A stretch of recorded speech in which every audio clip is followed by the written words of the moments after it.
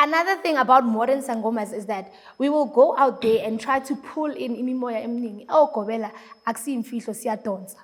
Ake kugobela ozothi mina angidonsa cha Siyadonsa ukudonsana. suka sesidonsa igulane, sidonsa amathwasane, sidonsa nani, right? Sidonsa imali. Mina ngithanda imali kakhulu, ngisidonsela imali. Sidonsa kanjani ke mase sidonsa? Suka sewuhamba uyosebenzisa imithi.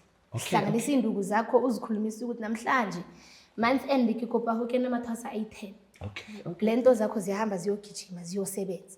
Now that's an innocent conversation between mina nedlo zakho because remember abantu abakuthi ogobela, not every gobela is into corporate work and whatnot. Suka sosuswe esikolweni mina ngi-example bangisusa ngi-pilot kamnandi ngifly ama-aeroplane bathi cha sisi asikufuni lana sikufuna ngapha. The only agreement I had with idlo zami is that listen, in aviation, I was gonna make this amount. So when you get in and I'm giving myself to Idlos, make sure that I make double the amount. Yes, now yes. Idlos, remember? Which is fair. Yeah, it's only fair. You took me out of my comfort. Now you're bringing me into your space. Make sure that I can live and make sure gi right emoyen. Now, whenever we start doing those things, kuhamba qala ukuthi okay sharp. Ukobela ukhulumile endumbeni yakhe wathi ucela into so idlozi aligijimi as much as you wanted to ungatshela idlozi namhlanje ukuthi ngicela into ethize bayokuresponda le 3 months later so khohliwe lokuthi uke waqela into ethize. Now as ogobela we tend to say ukuthi layelani bogogo nabomkhulu namhlanje ngicela ukuthi ningiletheleni izingane nani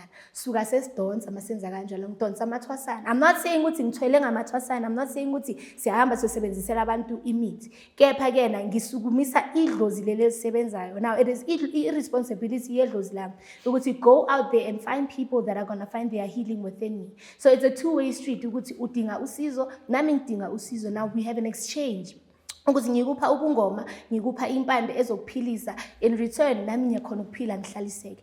Now the problem there is that we tend to forget why we were called. Okokuqala, I cannot be a gobela and saying idonsa ingane and then I'm nonchalant about everything.